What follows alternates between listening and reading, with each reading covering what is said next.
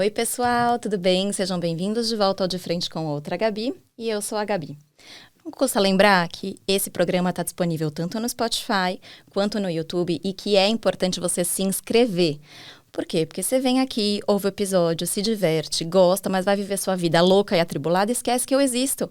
E aí acontece um monte de coisa boa aqui e você só fica sabendo depois. Então se inscreve para ser o primeiro a saber e acompanhar todo o conteúdo que a gente coloca no ar, tá bom? Hoje a gente vai começar um pouquinho diferente. Eu vou pedir para vocês um exercício de visualização. Imagina um círculo bem redondinho, bem fofinho na sua cabeça. Imaginou? Essa é a minha zona de conforto. Agora você imagina um pontinho vivendo no extremo sul do país. Isso é onde eu tô. Entendeu como eu tô longe da minha zona de conforto? É disso que a gente vai falar. Mas, como esse programa nasceu com o intuito de todo mundo evoluir junto e todo mundo aprender junto, eu acho que esse tema não pode ficar de fora. E como eu falei com o meu convidado, ele me disse que definitivamente eu não sou a única pessoa que tem desconforto ao falar desse assunto. Então, vamos encarar essas juntas e vamos falar de finanças.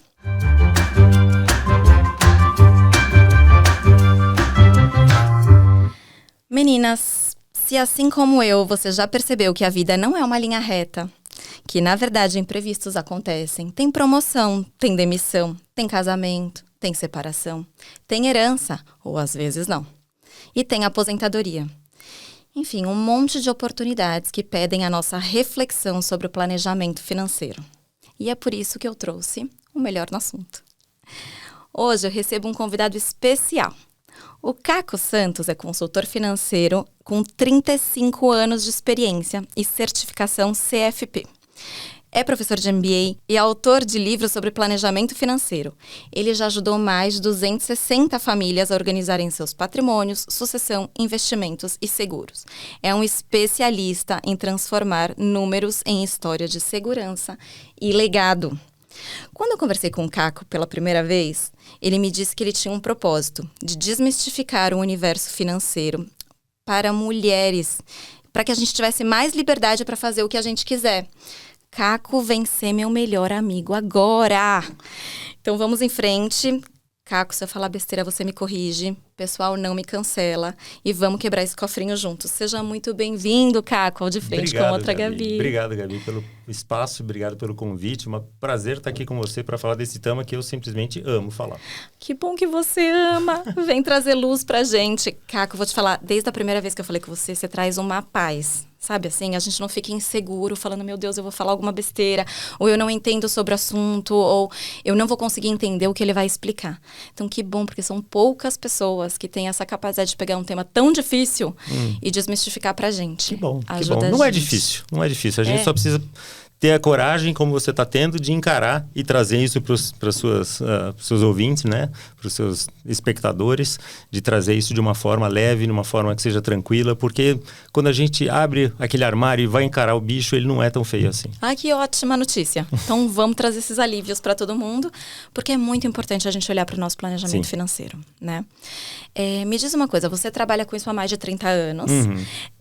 O que você acha que mudou de lá para cá, na forma como você vê que as famílias, ou especialmente as mulheres, se relacionam com o dinheiro? Muito bom.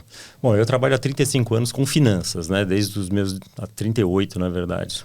Desde os meus 17 anos eu fui ser auditor, depois eu fui trabalhar em banco, fiquei 23 anos em banco, e faz 12 anos que eu fiz minha transição de carreira para trabalhar especificamente com finanças pessoais. Né? Então, a minha vida inteira adulta é uma vida com finanças, e foi só depois de um processo de coaching que eu descobri que a segunda coisa que eu mais amava fazer, quer dizer, eu amo finanças, mas a coisa que eu mais amo fazer é ajudar pessoas.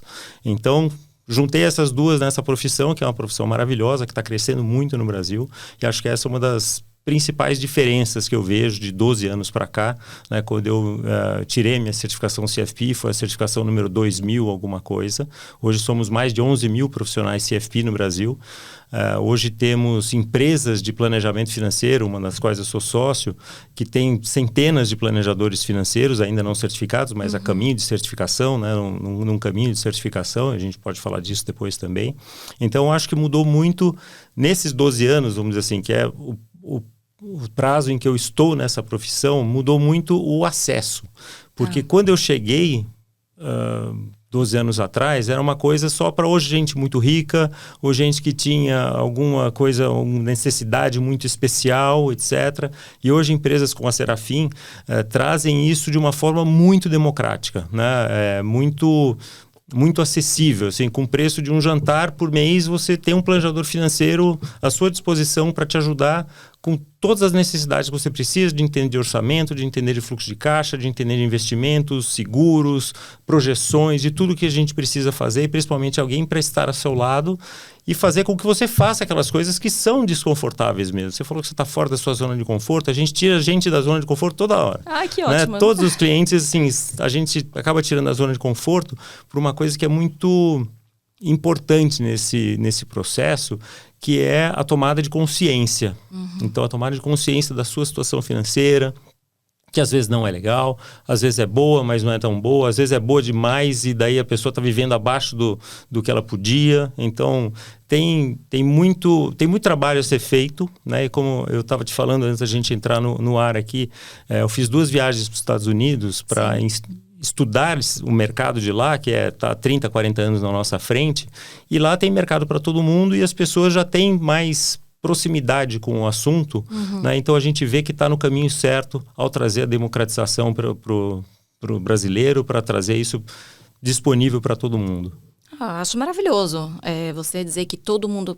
Primeiro, eu acho que todo mundo deveria ter um olhar, seja a sua renda 50 centavos ou 50 milhões, né? Todo mundo precisa entender aonde está na escala das finanças. Exatamente. E se planejar para chegar onde quer chegar. Perfeito. E você oferecer essa democratização, assim, para mim Não sabia que era possível até te conhecer. Eu realmente achei que era uma coisa reservada só para um grupo de pessoas, e você ter essa missão realmente é lindo. Vem me ajudar, Caco. Então, no final eu dou até um presente aqui para quem ouvir a gente, hein? Opa! Me lembra. Calma, presente. A gente não combinou isso, gente, maravilhoso. Presente no final, já anotei. Caco, me diz uma coisa, qual que é o mito sobre dinheiro e sobre investimento que você vê que atrapalha as mulheres, principalmente nessa meia idade? Eu acho que esse é um tema fundamental. O mito principal é que dinheiro não é coisa de mulher. Que mulher não deveria se preocupar com dinheiro.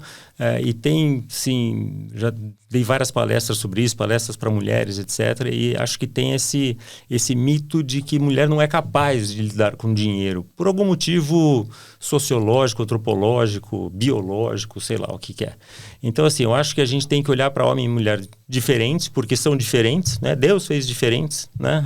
Então, a gente tem que olhar de uma forma diferente, mas a mulher tem que olhar para as suas próprias finanças, seja ela casada, solteira, viúva, o que quer que seja. Tem, no primeiro livro que eu participei, que foi um livro da minha coach, Andréa Vilas Boas, que se chama Valor Feminino, ela traz uma pesquisa lá, dizendo que 9 de cada 10 mulheres, em algum momento da vida, vão precisar cuidar das próprias finanças. Seja porque quiseram sair de casa, seja porque separaram, porque enviuvaram, porque quiseram ficar independentes, seja o que for.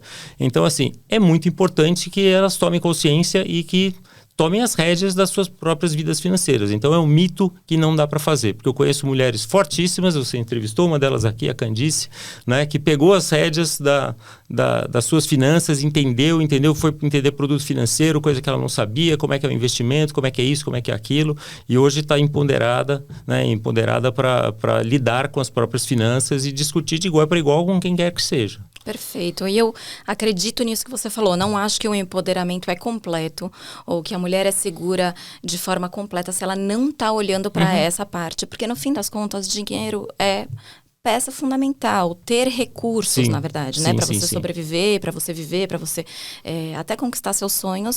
Isso é fundamental. É fundamental. Então, não tem como não olhar para isso e falar, não, eu vou ser super segura, eu vou fazer um trabalho de autoconhecimento, eu vou entender meus talentos, mas não entender da parte financeira. Precisa começar.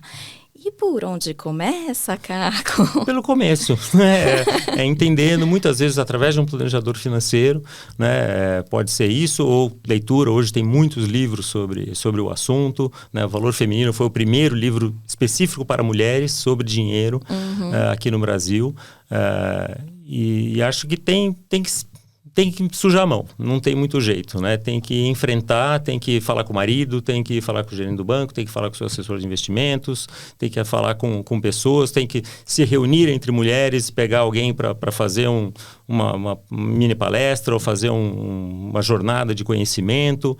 Então, tem tantas formas de fazer isso, mas o importante, onde começa? Com a vontade de fazer. Tá. Né? Se não tiver vontade de fazer, não vai fazer nunca. Né? Então, ter a coragem de enfrentar, né? Como a gente falou, né? Abrir o armário lá e ver o tamanho do bicho, e entrar lá e falar, bom, eu vou encarar essa jornada, isso é o primeiro passo.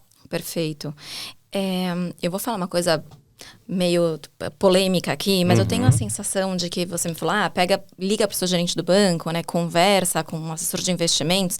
Eu não sei se eu tenho isso, se é um mito da minha cabeça ou se realmente acontece, mas me parece que o gerente do banco, ou esses assessores, eles têm uma meta para cumprir também. Sim. E eles têm que oferecer produtos financeiros daquele mês, da promoção do McLanche Feliz. Sim. E eu nunca sei avaliar, será que ele está me oferecendo isso porque é bom mesmo para mim? Ou será que ele está oferecendo, tem que bater essa meta? Aí eu fico, eu confio, eu não confio, o que eu faço? Então, acho que procurar alguém mais agnóstico, o que eu faço? Ótimo. Melhor é ter alguém independente. Né? Tá. Então, hoje, lá na empresa, por exemplo, somos todos independentes. Eu trabalho de uma forma independente também de qualquer instituição financeira. Eu não tenho meta nenhuma para bater. A minha meta é deixar meu cliente tranquilo. Então, isso é o que eu preciso mais fazer. Então, procurar alguém que tenha essa independência, que não tenha essa forma de trabalhar tendo que vender produtos, ou tendo que seja vender o produto do banco, seja vender o produto que dá mais comissão, é uma coisa muito importante.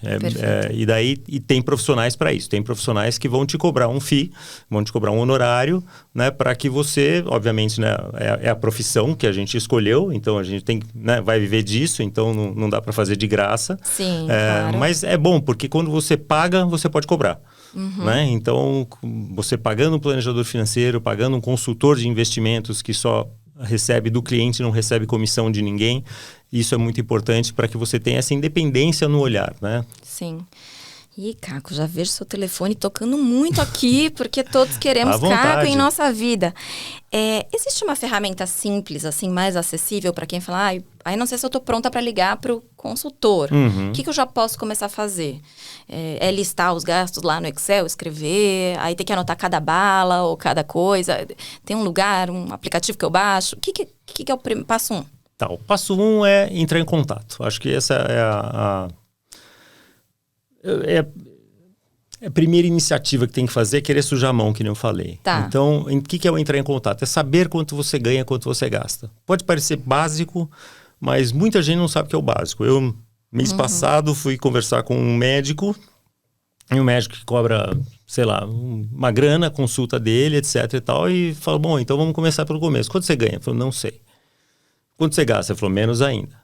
Então, assim, sobra dinheiro no fim do mês, mas você não sabe se é suficiente, se não é, como é que é, etc. Então, a gente precisa saber quanto ganha e quanto gasta. Aí você fala assim, mas eu recebo 10 mil de salário. Então, 10 mil salário que vem lá no Lerite, no contra-cheque, ou é o que cai na sua conta? Porque, né, tem o salário bruto e tem o salário líquido. Então, você recebe o salário líquido. Então, dos 10 mil, talvez você receba 7,5. Né? Então, já começa por aí. 20 mil, 100 mil, tanto faz. Né? É importante você saber quanto entra na sua conta, qual que é a sua renda de verdade. E saber quanto você gasta. Né? Então, começa por saber quanto você gasta, para saber se sobra ou se falta. Isso é uma coisa que as pessoas normalmente têm uma noção, porque no final do mês sabe se tem que tirar de uma aplicação ou sabe se sobra para colocar numa aplicação, mas nunca sabe se é o suficiente ou não. Então, sabendo o quanto você gasta, o próximo passo é saber em que você gasta. Né? Então, para isso que é importante ter o Excel, ter uma planilha, ter um caderninho, ter um aplicativo, para que você tenha uma categorização desses gastos e para saber se você está gastando bem. Né? Então, assim, será que eu estou gastando naquilo que é importante para mim, naquilo que faz sentido na minha vida eu gastar? Então, isso é muito... É uma iluminação quando você tem essa noção, né? Porque a maioria das pessoas acaba não tendo, enfim, e acaba gastando mal, né? Então, começa por aí, sabendo quanto ganha, quanto gasta e em que gasta, para poder fazer escolhas depois, né? A gente falou que o planejamento financeiro é trabalho de escolhas. É você saber se, puxa, eu escolho ir no restaurante 4 vezes por semana, Sim. ou será que eu escolho ir uma vez por semana e comer no restaurante mais caro, mas daí eu consigo guardar X mil reais por mês. Então é sobre isso. Perfeito. Sabe que me trouxe até uma paz interna, você me falar que um médico que cobra muito na consulta não sabia quanto que ele ganhava. Nossa, tem casos aqui para contar, enfim, 5 episódios. Adoro. Que bom que a gente tem cafezinho e água. Eu ia justamente perguntar isso. Tem algum exemplo marcante que você fala, puxa, a pessoa começou a olhar para isso e de repente teve uma transformação muito significativa na vida dela? Teve um caso muito interessante, assim, tem vários casos que são interessantes. Teve um que aconteceu comigo de um casal, né, que veio fazer a reunião e a gente conversando e tal, falando, não sobra dinheiro. Não sobra dinheiro, tinha uma renda boa, mas não sobrava dinheiro, etc. Eles tinham uma vontade lá de fazer uma viagem, etc. Mas nunca sobrava dinheiro e tal. A gente não estava nem falando de aposentadoria ainda, que é, enfim. Mas eles precisavam, queriam fazer uma viagem. A última viagem que eles tinham feito, eles tinham se endividado, tinha sido uma péssima experiência, etc. Então, tá bom. Então, a gente começou a entender os comportamentos, né? Porque o anotar os gastos é importante para você ter uma visão objetiva de onde está indo o seu dinheiro, mas o que a gente precisa entender é o que está por trás disso, são os comportamentos, né? Então, eles me contaram, assim, quando a gente fez a listagem ali, eu vi que restaurantes era uma linha importante, né?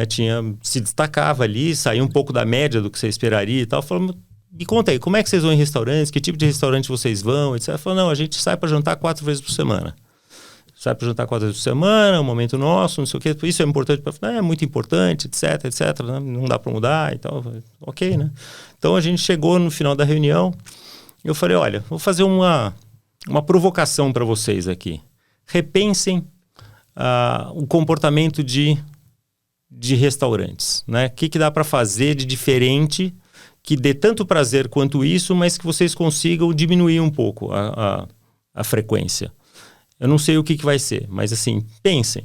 Tá. Discutam entre vocês, no próximo jantar, né, vejam o que vocês querem fazer, etc. Daí a gente saiu, enfim, e voltou na reunião seguinte, que era uma reunião, né, a gente tem um rito, né, para fazer as reuniões e avançando no planejamento financeiro. E eu falei, bom, e aí, pensaram? Ele falou, olha, pensamos e vamos testar. Mais algumas reuniões, etc. Falou, olha, estamos saindo para jantar uma vez por semana. Cada vez é um que escolhe o restaurante e está muito mais legal de fazer isso agora, porque a gente estava saindo para jantar e era uma coisa mecânica, a gente saía para jantar, ia em qualquer restaurante, gastava uma grana e acabava nem conversando porque não tinha assunto. Agora a gente reserva uma noite por semana, né? Toda quarta-feira a gente sai para jantar. Cada vez um escolhe o restaurante, a gente janta eventualmente um pouco melhor do que jantava nos outros restaurantes, tal, toma um vinho melhor, etc. Mas daí a gente conversa, daí tem muito mais prazer, a gente fica esperando esse momento e sai da rotina só de fazer aquela coisa assim. Então, tem algum assunto, tem alguma coisa assim, a gente já espera para fazer isso na quarta-feira.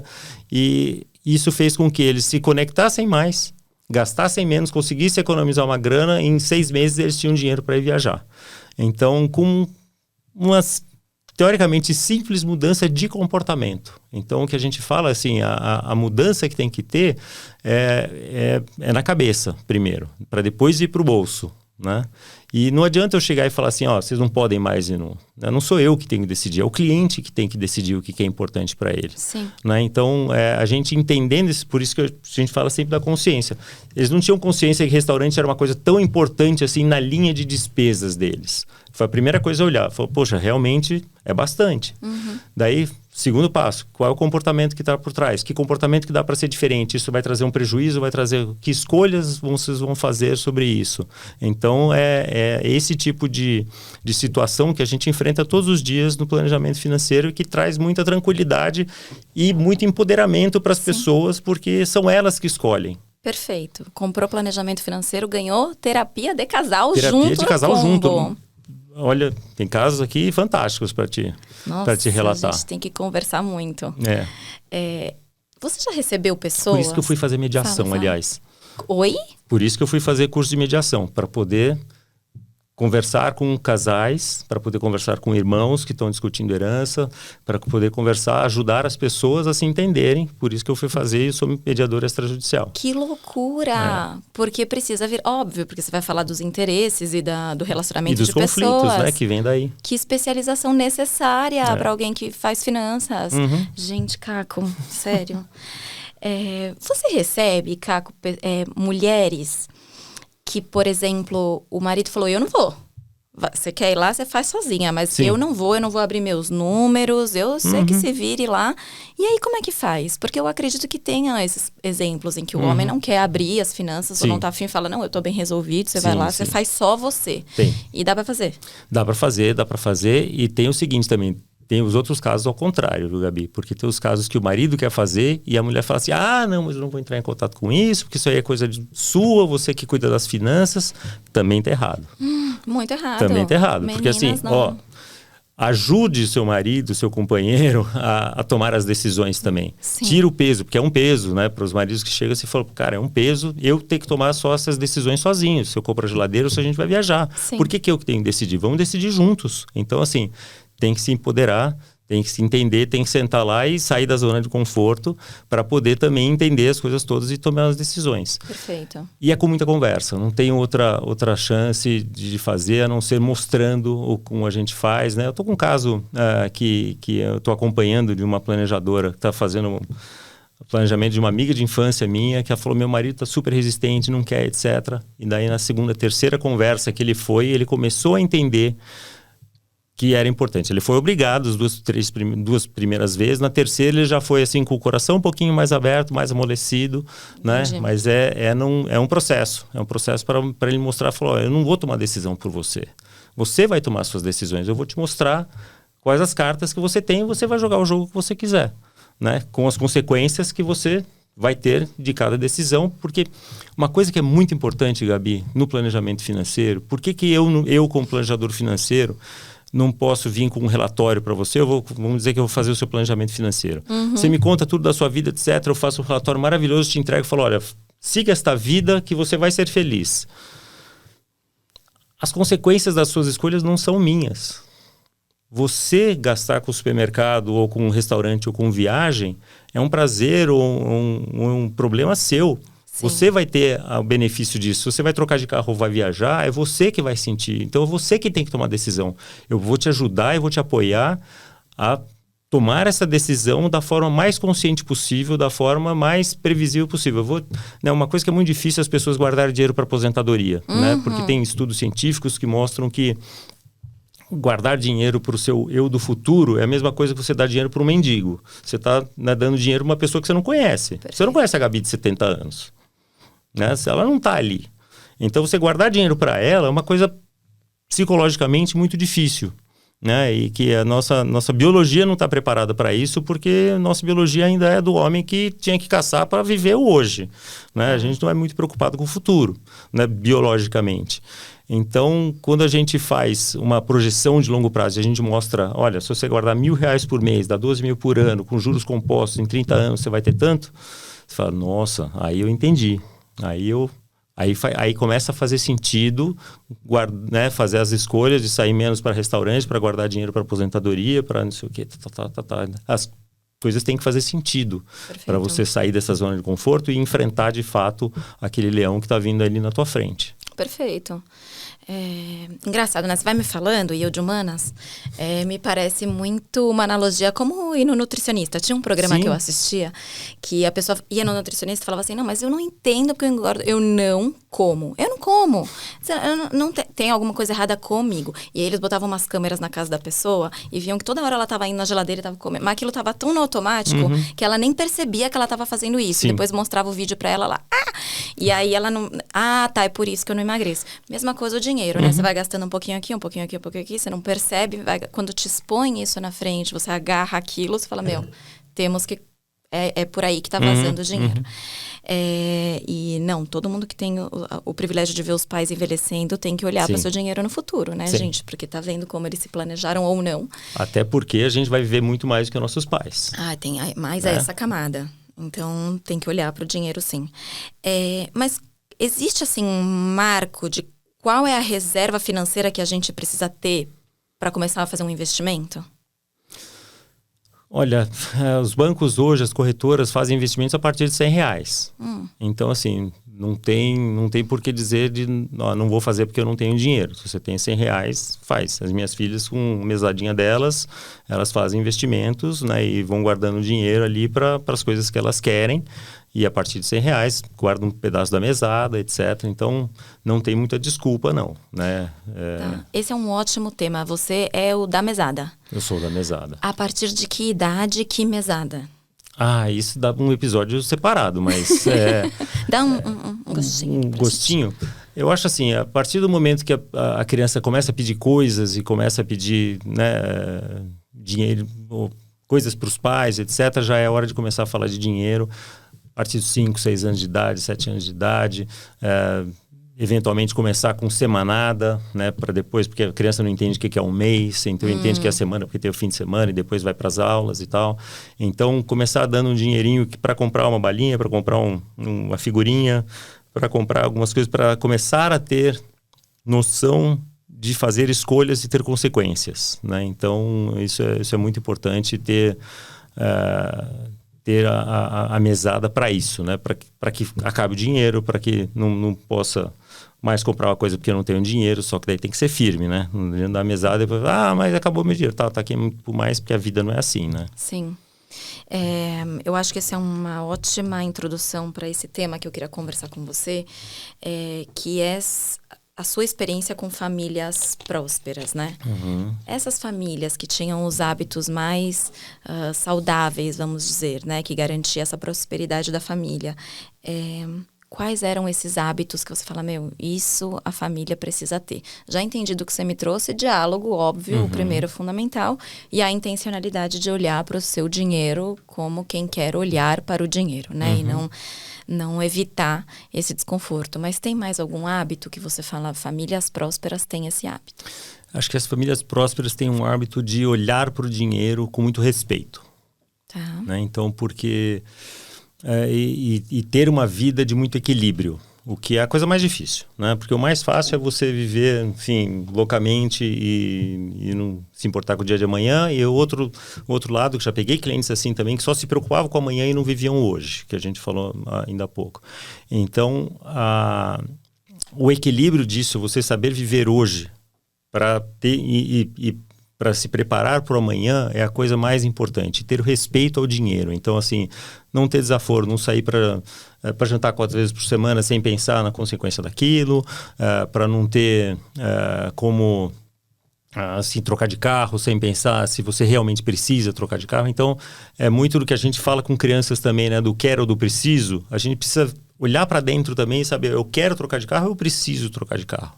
Eu quero fazer uma viagem ou eu preciso fazer uma viagem? E não tem problema nenhum de querer. Todo mundo tem que querer, todo mundo tem que ter sonho na vida, porque a gente se move através dos sonhos, né? Então, querer fazer uma viagem está tudo certo. Agora, eu posso fazer essa viagem, né? É responsável, né? E, assim, a gente também não tem que ser responsável 100% da vida, porque fica muito chato, mas assim, ter espaços para uns desvios, ter espaço, né, que você falou do nutricionista, para comer o pudim, o pudim da minha avó, que é maravilhoso. Não vou comer o pudim quando eu vou lá na casa da minha avó, que é o prazer que ela tem de fazer o pudim para mim. Vou comer o pudim. Depois eu faço, né, a minha dieta em outras coisas, né? Aperto um pouquinho mais ali e tal. Então, a minha esposa, inclusive, é nutricionista. A gente tem muito dessa troca de finanças e nutrição, que tem muitas coisas parecidas. Tem muita coisa parecida. Eu já sigo a esposa também, gente, que é Mara. Calma, aguardem. Então é isso. Acho que é esse respeito e olhar para o dinheiro de uma forma objetiva, assim, quanto eu tenho, quanto eu ganho, quanto eu gasto, quanto eu tenho de dinheiro guardado. Ele está investido nos lugares certos, né? Ele está investido naquilo, para os objetivos corretos, e cada objetivo tem o seu tipo de investimento diferente, que também dá um outro episódio, se você quiser, a gente faz. Não, eu já estou planejando aqui um caco às quartas-feiras. O que vocês acham? Porque a gente já vai falar de aposentadoria, no outro a gente vai falar de educação para as crianças, no outro a gente vai falar, olha... Fala de investimentos, exato. Então tem muito tema por aí, a gente se desdobra em vários temas, né? Mas tem papo para mais de metro aqui. Perfeito. Mas é respeito. Respeito ao dinheiro e olhar para ele de uma forma... e o respeito também se traduz na comunicação, né? Que você falou, né? Então, eu te respeitar, né? Respeitar a minha mulher, respeitar meu marido, meu companheiro, etc. Para a gente saber quais são as suas preferências, quais são as minhas, né? Se é importante para você sair para jantar e para mim é importante receber gente em casa... É supermercado, é restaurante, o que é, etc. Tudo isso é muito importante de se ter respeito e ter um olhar objetivo para essas questões que têm tanta subjetividade por trás.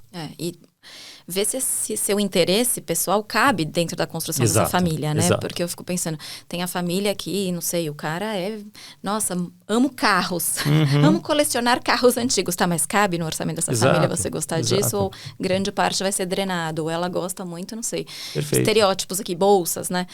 Não necessariamente, mas ela quer bolsa cara. Cabe, não cabe? Então, esse diálogo precisa acontecer. O que é um ótimo gancho pra gente falar desse livro, que tem o melhor título de todos os tempos, que é o Na Volta a Gente Compra. Quem nunca ouviu isso, né? Quem nunca ouviu isso? Quem não fala isso para os filhos? Quem não né? fala isso? Quem falou que nunca ia falar e fala isso para os filhos. E o Na Volta a Gente Compra, ele é justamente sobre essa educação financeira para famílias. Para famílias, exatamente. Conta pra gente um pouco o que a pessoa vai encontrar. Gente, comprem, maravilhoso. Maravilhoso. Eu já tenho o meu. Exato. Conta pra gente um pouco o que tem nesse livro. Bom, quem quiser, me manda um direct depois, a gente faz uma dedicatória, né? Então, manda um livro especial para você. O título foi dado pela Ana Luísa, que é a coordenadora aí do trabalho. São 21 autores que falam de finanças para a família, né? Então, no meu capítulo, eu falo de aliança familiar. Como é que a gente usa justamente o diálogo e usa o trabalho conjunto para realizar sonhos que sejam da família, né? Então, seja uma viagem, um intercâmbio, trocar de casa, o que quer que seja. E os outros capítulos todos falam também de sair de dívidas, de fazer poupança em conjunto, de falar com os filhos, de mesada, fala sobre tudo isso. Então, é muito educação financeira para a família. Tinha que dar na escola. Tinha que dar na escola.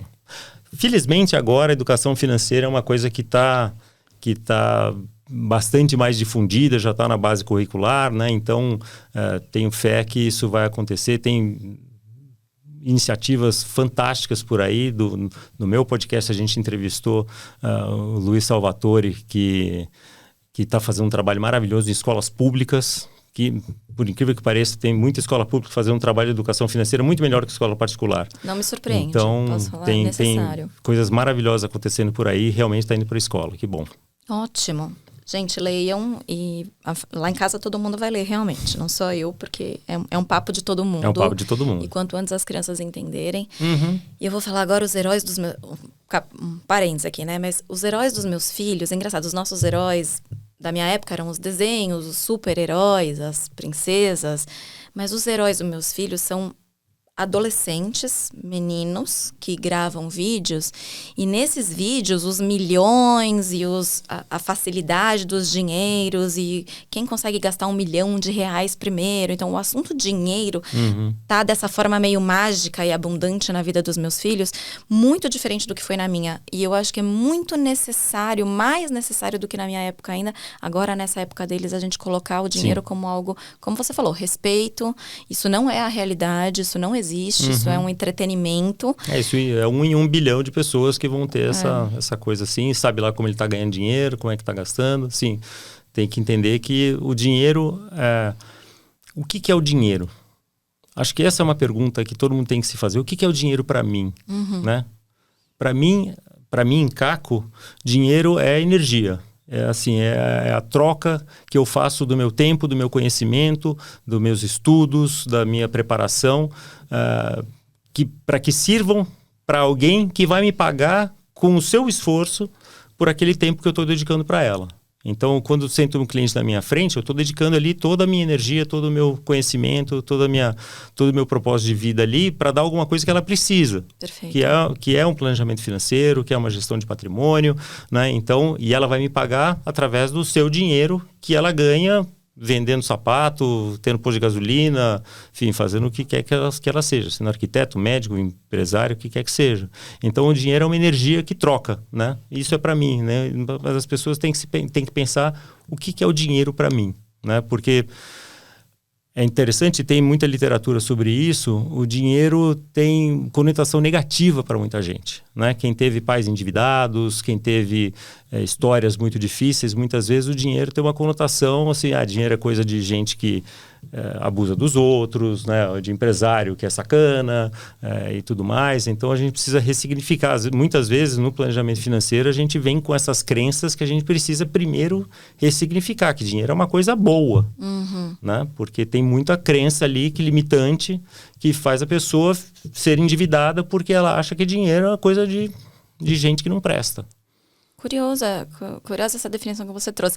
E me fez refletir na minha própria vida, né? Meus avós e até meu pai mais presente isso, mas eles vêm de uma tradição de guerra, né? Foram perseguidos nos países de origem, nas respectivas famílias, e dinheiro tem um papel muito específico, muito particular. A minha mãe sempre conta que meu avô, ele cavava buracos na parede para enfiar o dinheirinho que eles tinham para vedar a parede, porque vai chegar, enfim, a guerra e não vai ter o dinheiro, e o dinheiro embaixo do tapete. Então, sempre o dinheiro teve uma cara de escassez muito, muito importante. A forma como a gente precisa economizar dinheiro e ter esse olhar sobre o futuro na maternidade, vai junto na mamadeira esse conceito de dinheiro. Então tem um olhar muito, muito importante, mas que eu não consigo dissociar dessa história da minha família. Uma loucura. Caco, eu quero perguntar para você de seguro de vida, é cripto, é Drex, é Pix, é Kix, é Dix. Eu quero perguntar tudo isso, mas eu sei que isso dá uma conversa enorme e nem sei se sei fazer todas as perguntas, mas se você pudesse dar um conselho, quem tem que começar a olhar para investimento, o que é? Porque me fala, poupança é bom, não, mas poupança é ruim, mas seguro de vida é bom, mas é tesouro, é título. Não entendo nada disso, Caco. O que você pode ajudar a gente a esclarecer esse ambiente? Tem investimentos para todos os tipos, tamanhos e modelos, né? Então, você perguntar o que é o melhor investimento, a gente brinca lá na empresa que é que nem você entrar na farmácia e falar qual que é o melhor remédio que tem aqui. Né? Depende da sua dor, né? Depende daquilo que você precisa. Então, para você ter uma reserva de emergência, tem um tipo de investimentos que é muito bom, que vão ser aqueles investimentos que sem risco, que tem alta liquidez, né? Que te protegem da inflação minimamente ali, etc. Mas principalmente que ele esteja disponível na hora que você precisar, porque é um dinheiro para emergência. Perfeito. Um dinheiro que eu estou investindo para um plano de daqui a 3 anos, 4 anos, eu posso abrir mão dessa liquidez para ter uma rentabilidade um pouquinho melhor. Então já vai ser um outro tipo de investimento. Para o investimento que é lá para aposentadoria, eu posso correr um pouco mais de risco, eu não preciso de tanta liquidez, eu tenho que protegê-lo da inflação, então vai ser um outro tipo de investimento. Então assim, o melhor investimento vai depender muito do seu objetivo para aquela porção do seu dinheiro. Então a dica que eu tenho é procure alguém, né, que seja especialista nisso, que saiba fazer a adequação do investimento com o seu objetivo de uma forma isenta, de uma forma independente. Né, que você pague por isso, obviamente, você está pagando um profissional, mas que faça isso alinhado, com os interesses alinhados com os seus. Perfeito. Caco, a gente falou, mas antes de eu ir caminhando para o final, eu quero deixar aqui combinado contigo que você volta, Caco. Volto. Porque eu acho que a gente tem tanta coisa para falar. Tem. E aí eu vou pedir para quem está escutando a gente, eu vou abrir uma caixinha lá no Insta e vocês me digam quais são os temas para nossa próxima quarta-feira com Caco, para a gente escolher um, porque eu entendo que são muitas ramificações possíveis, né? A gente falou aqui de várias frentes que a gente pode começar a olhar para o nosso dinheiro e eu quero me aprofundar nesses detalhes para começar a trazer lucidez para nossas ouvintes. Você volta, ótimo, né? Claro, eu volto. Me convidando, eu volto. Sou facinho. Ah, gente, então meu compromisso, eu vou deixar essa caixinha lá aberta e vocês comentam que tipo de dúvidas específicas vocês têm pro Caco. A gente vai agrupar isso em temas e a gente divide na nossa grande série da Netflix que a gente Muito vai bom. lançar aqui. Tá joia. E aí, a segunda coisa que eu ia te falar é que eu lembrei de um certo presente que você prometeu no início. Eu prometi e darei o presente. Então, quem quiser se aprofundar nessa conversa, quem quiser ter um primeiro contato com um planejador financeiro independente, isento e com os interesses alinhados com os seus, Me segue no Instagram, @cacosantos_CFP. Me manda um DM e fala assim, eu quero o presente que eu prometi para a Gabi. E eu vou te colocar em contato com um planejador da Serafim, que vai fazer uma reunião com você, que vai te explicar exatamente como é que é o trabalho, que vai entender de você qual é a sua necessidade e que vai fazer um plano específico para você. Caco, eu quero o presente que você prometeu pra Gabi. Tá prometido. Então eu vou colocar lá também a minha DM e já vou começar a falar com você já. Já começamos, na verdade. Já começamos. Né? Eu vou fazer a pergunta final, que eu faço para todos os meus convidados, porque a gente trata de temas tão diversos que isso coloca todo mundo, pelo menos, com uma pergunta em comum. Eu quero saber qual foi o melhor conselho que você já recebeu na vida e que você quer dividir com a gente, qual foi o pior e por quê? Eu acho que é difícil estabelecer o melhor, né? Pega dos piores, top mas 3. Para falando assim, o melhor sobre dinheiro foi um chefe que eu tive no começo da minha carreira e que ele me falou assim, você tem que olhar para os seus investimentos, você tem que prestar atenção nos seus ativos. E é uma coisa que eu falo hoje para todos os meus clientes, né? Seja o que for de patrimônio, a gente tem que olhar para eles, porque se a gente deixar lá largado, ele perde valor, ele pode se desvalorizar, ele pode, né? Seja uma casa que, enfim, fica abandonada, que você não paga impostos ou qualquer coisa assim, vira um problema, seja o que for. Então, eu passei a partir desse ensinamento, desse conselho desse meu chefe, que virou um bilionário, por sinal. Bom conselho, bom conselho. Não, é um cara que vale a pena ouvir os conselhos dele. E daí eu passei a olhar meus investimentos de uma forma, com outro olhar, com um olhar muito mais regrado, muito mais de acompanhamento mesmo, o que estava indo bem, o que não estava, se eu precisava mudar ou não, etc. Depois acabei indo para um aconselhamento profissional, né? Porque a gente também, né, assim como o psicólogo precisa ter o seu próprio terapeuta, né, o planejador financeiro também tem que ter alguém que olhando de fora e sem emoção, né? Sim. Então, também tem alguém que me ajuda a gerir o meu dinheiro. E o pior conselho, eu acho que o pior conselho que eu já ouvi falou assim, você tem que trabalhar muito para se dar bem na vida. E hoje, né, tendo estudado mais, etc., eu acho que eu não preciso necessariamente trabalhar muito, mas tem que trabalhar bem, tem que trabalhar mais com cabeça, work smart e não work hard, né? Então, trabalhar com inteligência e não trabalhar necessariamente 80 horas por dia. Não é sobre a quantidade, Não é né? sobre a quantidade, é sobre a qualidade do que você faz. Amei esses conselhos. Caco, eu queria te agradecer. Obrigado pelo convite. Um Adorei prazer estar te aqui. conhecer. Que lindo o teu propósito e que raro uma pessoa que olha para finanças, mas como um meio de mudar a história das pessoas. E entende que o dinheiro, na verdade, é um meio para as pessoas. Exato. E que é sobre pessoas. Dá para ver o amor do assunto nos teus olhos, dá para ver o carinho que você tem pelas pessoas e por mudar trajetórias de vida. Isso é muito único, Caco. Obrigada por compartilhar isso com a gente. É único assim, mas a gente tem lá na empresa um lema que pessoas vêm antes de números. Então é isso, é sobre as pessoas, é sobre as histórias que trazem as pessoas até o planejamento financeiro e principalmente a história que eles querem contar a partir dali, né? Então as pessoas vêm sempre antes de números. Esse é o ensinamento que a gente teve de um guru nosso, Tobias, que surgiu lá na empresa e que a gente segue muito à risca. Mas é sobre isso, é sobre cada um de nós e a nossa relação com o dinheiro e o que traz tranquilidade e o que traz uma vida boa. Olha, pedi um conselho, vieram 2 no pacote. E mais um monte do que você falou aqui. Você volta, isso não tem dúvida, mas eu já te agradeço por tanta generosidade de você ter vindo, gravado e contado a tua experiência aqui pra gente, dividido seu talento um pouquinho. Obrigado pelo convite. Foi uma delícia estar aqui. Ótimo. Muito obrigada e até o próximo.